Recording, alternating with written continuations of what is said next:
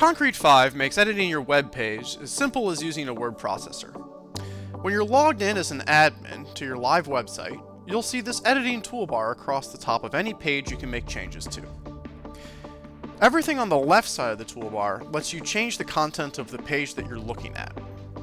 The pencil puts this page in edit mode, and from there you'll be able to easily make edits to what's already on the page. The gear icon lets you change settings for this page.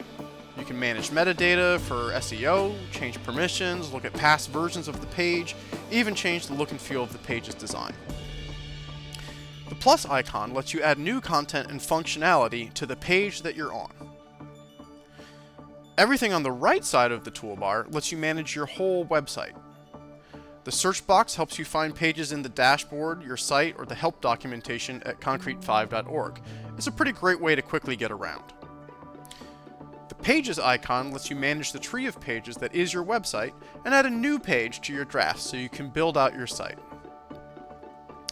The Sliders icon takes you to the dashboard, where you can manage site-wide settings like users, stored files, stacks, and more. Concrete5 is a lot like a word processor. If you see something you want to change on a page, you can do it right there. We call this in-context editing.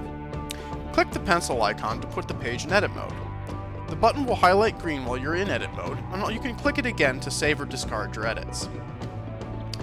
While you're in edit mode, any block you have permissions to edit will highlight green when you roll over it.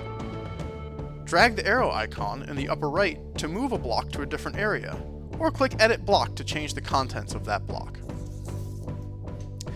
The content block lets you edit text right on the page. Just start typing and use the toolbar for standard formatting controls, including links and basic image placement. Other blocks may give you an overlay window with more powerful options. To add a new block to a page, just click the plus icon and drag the block type you want to where you want it to go on the page. Click the Pages icon on the upper right to add a new page. Concrete5 lets you add different types of pages to your site. An empty page is the most flexible type.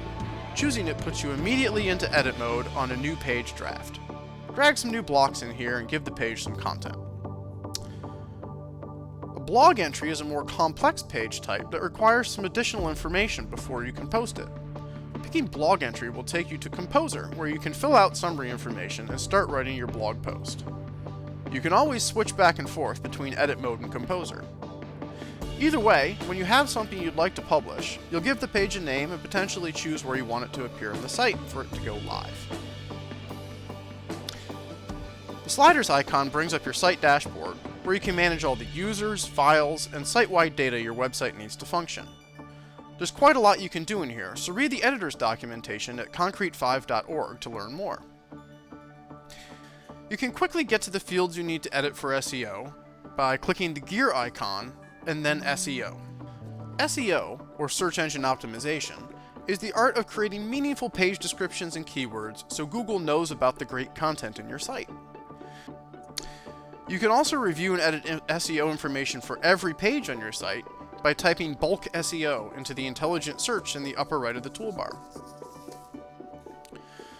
To change the way your website looks, click the settings icon, then design, and then customize on your current theme. Changes you make here can be applied to just this page or every page on your site. Concrete5 is really easy to use and also extremely powerful. Look for the blue box on the right to give you basic tips on anything you're doing, and visit concrete5.org for more documentation and a helpful forum full of open source developers.